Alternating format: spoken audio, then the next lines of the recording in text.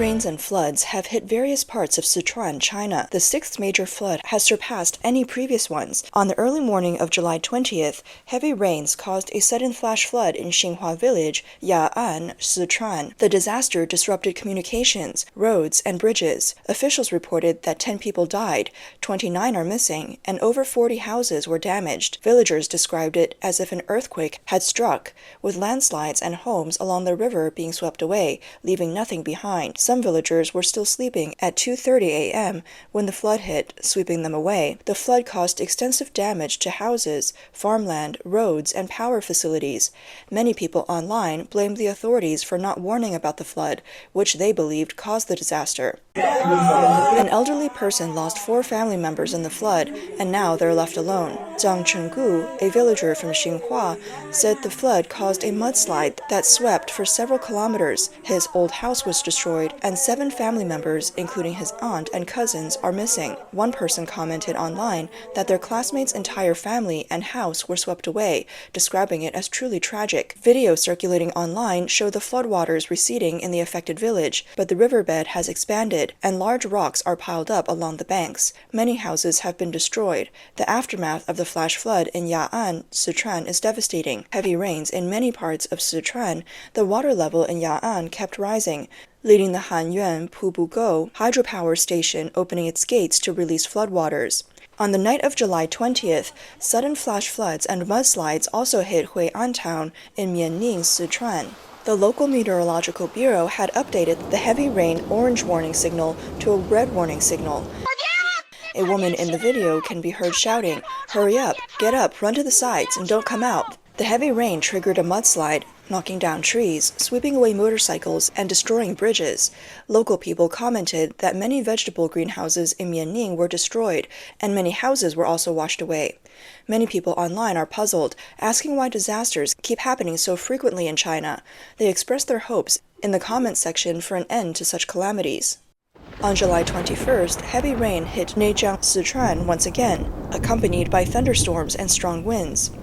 The Nanyang Meteorological Observatory updated the heavy rain orange signal to a red signal on July 20th. Due to heavy rains upstream and multiple areas releasing floodwaters, the water level in Ciqikou, Chongqing, continues to rise. In Hubei, heavy rains combined with flood discharges have raised the water level of the Yangtze River in Wuhan.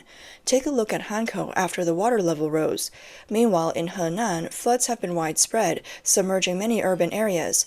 Highways in Zhengzhou and other cities have been closed. Many towns in Nanyang have been flooded for days, farmlands destroyed, leaving people sad and desperate.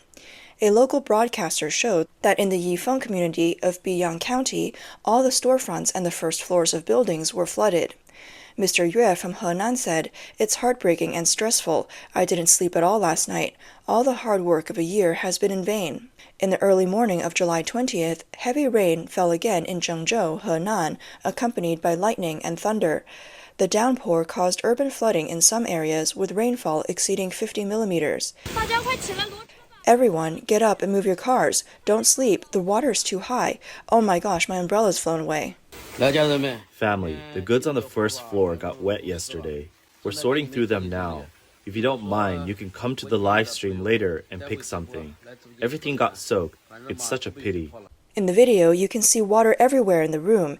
The store owner and employees are sorting through soaked items like sheets, bed covers, and pillowcases. The rain has caused significant damage, and the store owner feels helpless and heartbroken. Heavy rain hit Zhengzhou again. A netizen exclaimed, "Zhengzhou 720 is here again. It's really scary." From the afternoon of July 19th to the early morning of July 20th, heavy rains lashed Kaifeng, Henan. The rainfall was not only intense, but also sustained for a long time, nearing historical extremes and accompanied by thunderstorms and strong winds. The continuous heavy rains caused severe waterlogging in many parts of the city, affecting roads and other areas. Besides Henan, heavy rains also hit Liaoning early on July 20th. Shenyang experienced a downpour with thunderstorms, with over 100 millimeters of rain falling within 3 hours. The city faced severe waterlogging, with many cars submerged and drivers trapped inside. Trees were uprooted, causing further damage to vehicles. A local resident described the rain and wind as so intense it looked like white fog, making it impossible to go outside. In just half an hour, the heavy rain submerged crops in knee-deep water. The Zhengzhou community in Shenyang's Hubei district was flooded. Many cars were damaged beyond repair. Local netizens sarcastically commented, "This is the drainage system of a first-tier city? The drainage capability is no different from having none. Cars get flooded every year, and the problem never gets solved. There's no such thing as an impossible task, only people who don't try hard enough." Shandong's Tai'an and Jining also experienced heavy rains, turning streets into rivers and submerging vehicles. Driving felt like rowing a boat. Due to prolonged rainfall in many provinces in China, the ground is heavily saturated. Vehicles are sliding down hills with mud and rocks. On July 19th, a highway bridge in Jiashui County, Shanxi, collapsed. Authorities reported that 25 vehicles fell into the river, with 43 people inside. By 7 p.m. on July 21st, 15 bodies had been recovered. The accident occurred around 8:40 p.m. on July 19th, and witnesses described vehicles falling into the flood from the bridge's broken section. Netizens expressed their pain, noting that 43 families are suffering immense grief and torment every second. Due to the government's tendency to conceal the truth, many believe the actual situation may be worse.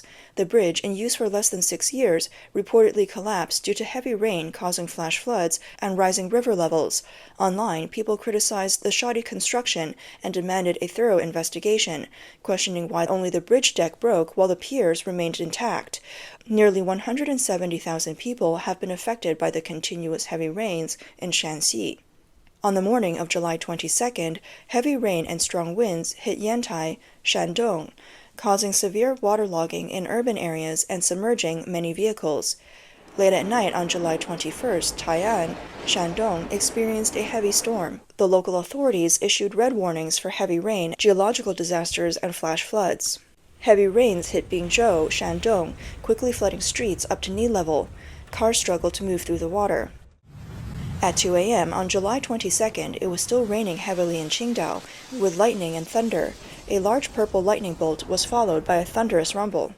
Shandong's Tai'an, Jining, Lingyi, and other areas experienced heavy rainstorms, with rainfall reaching 150 to 300 millimeters and an hourly maximum rainfall hitting 94.9 millimeters in Dongming, Liulou.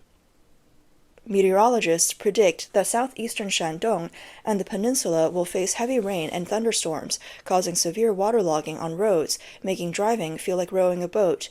This summer, China has faced extreme weather with continuous heavy rains and heat waves for several months, resulting in 20 recorded flood disasters in 3 months. The rainfall is not over yet. According to the latest analysis, from late July to mid-August, the West Pacific subtropical high will move further north to the southern North China and northern Yellow River regions. This will likely lead to floods in the 7 major river basins from July 22nd to August 15th. Scientists say that climate change, driven by greenhouse gas emissions, is making such extreme weather events more frequent and intense. China's emergency response to these floods is inadequate, relying heavily on civilian rescue efforts. These volunteer teams are stretched thin, struggling to cope, and donations have sharply declined. The government blames natural disasters, but avoids discussing human-caused problems like poor construction. Volunteer rescue teams have become a scapegoat for the government, raising concerns about accountability and responsibility. Public frustration is growing as people question the government's competence and the fate of tax revenues and foreign exchange earnings. This year, donations to various foundations have plummeted. For instance, the Beijing Yuanmeng Charity Foundation's Southern Flood Project raised only 450,000 yuan compared to over 7 million yuan for a project last year. Similarly, the Amity Foundation reported that while donations for the Henan July 20th and Beijing-Tianjin Hebei floods reached tens of millions, the current Southern Flood Project has raised only a few million. Heavy rains have again caused severe urban flooding in places like Zhengzhou and Kaifeng, coinciding with the 3rd anniversary of the Zhengzhou 720 flood. Help! Hurry! Is anyone there? Help! Hundreds of citizens were trapped in a subway With rising floodwaters and depleting oxygen, suppressed cries and farewells echoed in the enclosed space. This haunting memory from the afternoon of July 20th, 2021 remains indelible for survivors. The city was transformed into a waterlogged nightmare, with vehicles swept away and streets submerged. The flood caused 40.9 billion yuan in direct economic losses, with shocking numbers of missing and dead. The footage was too gruesome to broadcast and was only recently released, shocking viewers with its brutality. The Chinese government reported 14 deaths and 5 injuries from the subway flooding. However, subsequent rescue efforts shrouded trains in black cloth, raising doubts about the true death toll. Experts later revealed that the rain was the equivalent of 370 Westlakes pouring into Zhengzhou just a few hours. Alongside the subway incident, the flooding of Jingguang Road Tunnel on July 20, 2021, left a lasting impression. Within 15 minutes, vehicles began floating in the floodwaters, with over 400 cars submerged or swept away. The government reported 6 deaths there. The disastrous rainstorm and human errors left a lasting impact on many. According to official data from the Chinese government, the flood in Zhengzhou resulted in 380 deaths or missing persons. However, there has been widespread skepticism about the true number of casualties from the 720 Zhengzhou flood. Every year on July 20th, the internet community spontaneously commemorates the victims of the 720 disaster. On July 20, 2022, Zhengzhou residents commemorated the first anniversary of the 720 flood. The Ciqikou station on Metro Line 5 was again covered with flowers. However, there were reports that Zhengzhou authorities activated stability maintenance measures, prohibiting florists from selling flowers to citizens participating in the memorial. One Zhengzhou netizen commented on Weibo, "Photos of residents commemorating the 720 flood are no longer visible. Now, these peoples and events have disappeared from sight.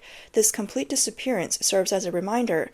Many things are unseen in daily life, but do exist." Another netizen wrote, "I just hope more people remember rather than forget, because sometimes forgetting is as terrible as the disaster itself." Chinese democracy activist Wei Jingsheng recently wrote that in recent years, floods in China have become increasingly frequent. Initially, the floods affected the south, but they have gradually moved northward, impacting places like Henan and Shanxi. Each flood displaces tens of thousands or even hundreds of thousands of people, and many lose their lives. Officials, on the other hand, these opportunities to gain accolades, promotions, and wealth. The creation of heroic figures for propaganda is a common practice of the Chinese Communist Party, CCP. But why have the reservoirs built with the people's labor and money not reduced floods, but rather increased them? Weren't they supposed to prevent disasters? News reports often show reservoirs releasing water during heavy rains, claiming it's to prevent flooding. Why release water during rains, thereby creating floods? Wei Jingsheng argues that the government is indeed creating floods. They have advanced detection systems that alert them before the general public. However, to ensure the safety of their hydroelectric dams, they must release water, thereby flooding the populace.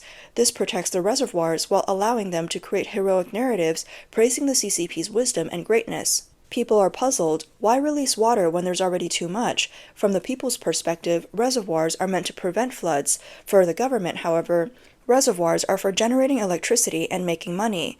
The management of reservoirs is judged by how much electricity they generate. More electricity means rewards, less means penalties. To generate more electricity, high water levels mean more electricity per cubic meter of water. Hence, reservoir management aims to maintain high water levels for long periods to maximize electricity generation. Only when they anticipate heavy rains or during the rains do they start releasing water to protect the reservoirs. This is why reservoirs end up causing floods. Why does the CCP operate this way? Wei Jingsheng believes it's to make money for the government, promote officials, and create heroes for propaganda. The conflict in government policy is between generating electricity and preventing floods. Currently, the policy prioritizes electricity generation over flood prevention, maintaining high water levels in reservoirs and releasing water during heavy rains, thereby causing floods. Wei Jingsheng calls for establishing a democratic system where the people's interests are prioritized. Only then can this flawed policy be changed. Once the policy is reformed, reservoirs can serve their primary function of reducing and preventing disasters, minimizing property losses, and better protecting people's lives and interests. Achieving this requires political reform or revolution.